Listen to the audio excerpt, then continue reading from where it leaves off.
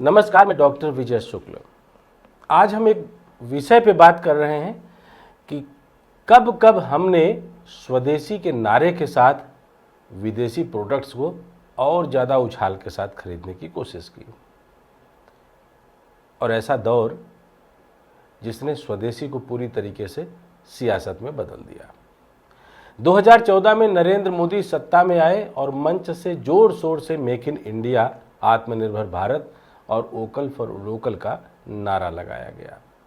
जनता ने इसे आत्मनिर्भरता और राष्ट्रीय गौरव का प्रतीक माना।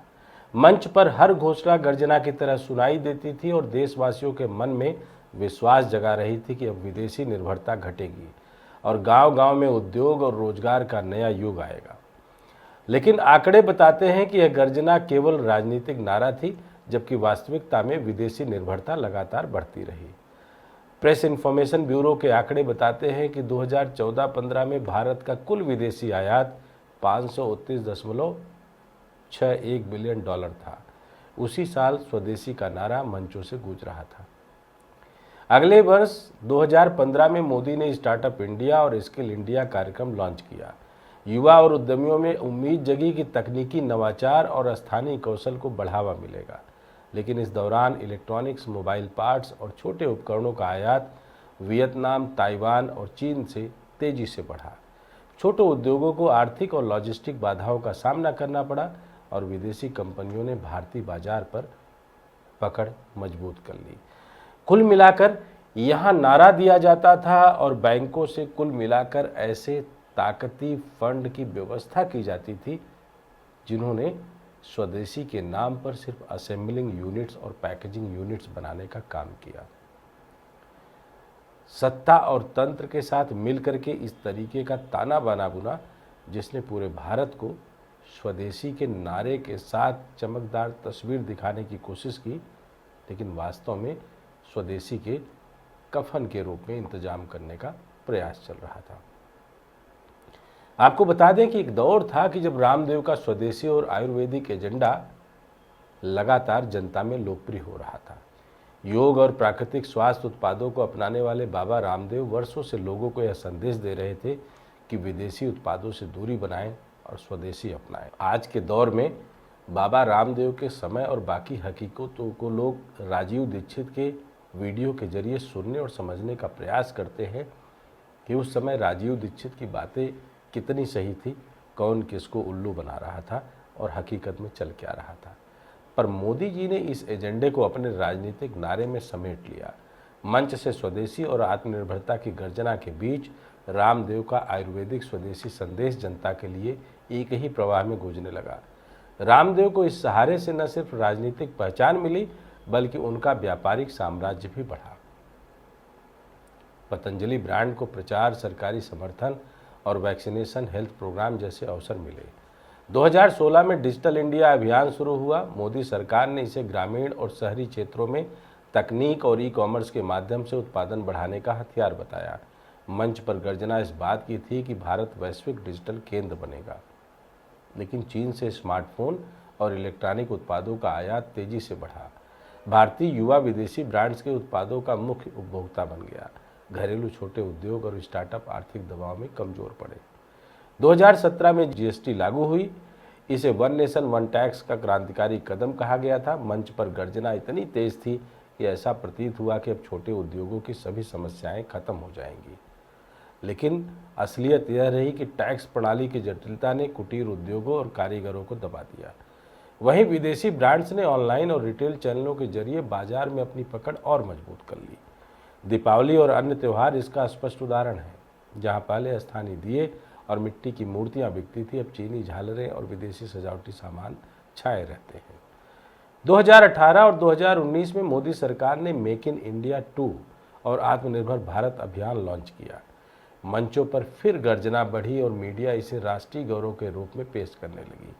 लेकिन असलियत में चीन, वियतनाम और ताइवान से इलेक्ट्रॉनिक उपकरण, खिलौने और टेक्नोलॉजी उत्पादों का आयात लगातार बढ़ता रहा। भारत में केवल असेंबली और पैकेजिंग हो रही थी, जबकि मुख्य उत्पादन विदेशों में ही होता रहा। 2020 में कोविड-19 महामारी आई। मोदी ने लोकल के लिए वोकल का नया नारा दिया। मंच पर यह गर्जना देश भर में ट्रेंड बन गई। लेकिन उसी समय चीन से पीपीई किट, वेंटिलेटर और मेडिकल उपकरणों का भारी आयात हुआ। भारतीय उद्योग ठप पड़े, लेकिन विदेशी कंपनियों ने अवसर का लाभ उठाया और भारतीय ई-कॉमर्स बाजार पर कब्जा कर लिया। इस दौर में रामदेव के पतंजलि उत्पादों का प्रचार हुआ, लेकिन उनकी व्यापारिक पहुंच भी वैश्विक सप्लाई चेन से जुड़ गई। मोदी ने रामदेव के स्वदेशी संदेश को अपने राजनीतिक नारे में शामिल करके जनता को यह विश्वास दिलाया कि यह पूरी प्रक्रिया राष्ट्रहित में है। 2021 और 2022 में रक्षा और ऊर्जा क्षेत्रों में बड़े सौदे हुए। अमेरिका और फ्रांस से हथियारों का आयात बढ़ा। तेल और ऊर्जा के लिए यूएई और सऊदी अरब पर निर्भरता बढ़ी। मंचों से गर्जना जारी रही कि भारत आत्मनिर्भर बन रहा है, लेकिन चीन से आयात $110 बिलियन के पार चला गया। वियतनाम से स्मार्टफोन, इंडोनेशिया और मलेशिया से पाम ऑयल और अन्य खाद्य सामग्री लगातार बढ़ती रही। 2023-24 में डिजिटल उत्पाद, स्मार्ट गैजेट्स और खिलौनों का आयात और ऊंचाई पर पहुंच गया। विदेशी कंपनियों ने भारतीय बाजार में निवेश बढ़ाया, जबकि छोटे उद्योग और घरेलू ब्रांड संघर्षरत रहे। मोबाइल असेंबली और रक्षा उत्पादन के कुछ हिस्से प्रतीकात्मक रूप में बने, पर वास्तविक उत्पादन अधिकांश विदेशों में हुआ। यदि इस पूरे दशक का ग्राफ तैयार किया जाए तो ऊपर की रेखा मोदी के नारों और मंच की गर्जना दिखाती है, जो लगातार बढ़ती रही। दूसरी रेखा विदेशी आयात की है, जो उससे भी तेज रफ्तार से ऊपर चढ़ती रही। दोनों रेखाएं अंततः एक दूसरे को काटती हैं। यह दिखाता है कि मंच से बोले गए नारे केवल दिखावा थे, जबकि वास्तविकता यह है कि विदेशी माल भारत में लगातार प्रवेश करता रहा। रामदेव के मामले में मोदी ने स्वदेशी के नारों के जरिए उन्हें व्यावसायिक और राजनीतिक लाभ दोनों दिया। आयुर्वेदिक उत्पादों और योग को राष्ट्रीय गौरव में पिरोकर रामदेव का पतंजलि ब्रांड तेजी से फैलाया गया। यह दिखाता है कि नारे और गर्जना केवल जनता के लिए नहीं, बल्कि बड़े हितों के लिए भी इस्तेमाल हुए। रामदेव बाबा स्वदेशी व्यापारी बन जाए। मंच और सरकार की गर्जना ने उन्हें व्यापारिक महाशक्ति बना दिया। आज भारत के त्योहारों की रोशनी, रक्षा उपकरणों की गर्जना, स्मार्टफोन, इलेक्ट्रॉनिक उपकरण और खाद्य उत्पाद सब विदेशी हैं। मंच से स्वदेशी का नारा लगातार गूंज रहा है, लेकिन जमीन पर विदेशी साम्राज्य ने हर क्षेत्र में कब्जा जमा लिया। स्वदेशी की गर्जना असली आत्मनिर्भरता का संकेत नहीं देती। अगर यह खेल नहीं रुका तो आने वाले वर्षों ने भारत को आत्मनिर्भर राष्ट्र नहीं, बल्कि आयात निर्भर भारत के रूप में जाना जाएगा। यह केवल आर्थिक संकट नहीं, बल्कि राष्ट्रीय आत्मा के क्षरण की सबसे बड़ी चेतावनी है। 2014 से 2025 तक मंच पर गर्जना और हकीकत के बीच का यह अंतर साफ है। हर चुनाव और हर बड़े आयोजन पर स्वदेशी का नारा गूंजा, लेकिन विदेशी निर्भरता के आंकड़े लगातार उछाल मारते रहे। त्योहार, रक्षा, ऊर्जा, स्वास्थ्य और टेक्नोलॉजी, सभी क्षेत्रों में विदेशी उत्पादों की बढ़ती पैठ ने दिखा दिया कि स्वदेशी केवल भाषणों और घोषणाओं का खेल रहा। रामदेव का स्वदेशी एजेंडा और मोदी के राजनीतिक नारे जनता को एक साथ जोड़ने में कामयाब रहे, लेकिन वास्तविक उत्पादन और निर्भरता पर उनका कोई असर नहीं पड़ा। इस पूरे दशक का सबसे बड़ा सबक यह है कि नारे और गर्जना केवल प्रतीकात्मक हो सकते हैं। असली परिवर्तन तब होगा जब नारे के साथ वास्तविक उत्पादन, नीति और निवेश भी स्वदेशी दिशा में मजबूत हो, वरना भारत की आत्मनिर्भरता केवल मंच की गर्जना और जनता की उम्मीदों तक सीमित रह जाएगी और हम आप कहने को मजबूर होंगे कि स्वदेशी बोलकर विदेशी ठोक कर मोदी अपनी राह पर लगातार आगे बढ़ते रहे हैं और बढ़ते रहेंगे।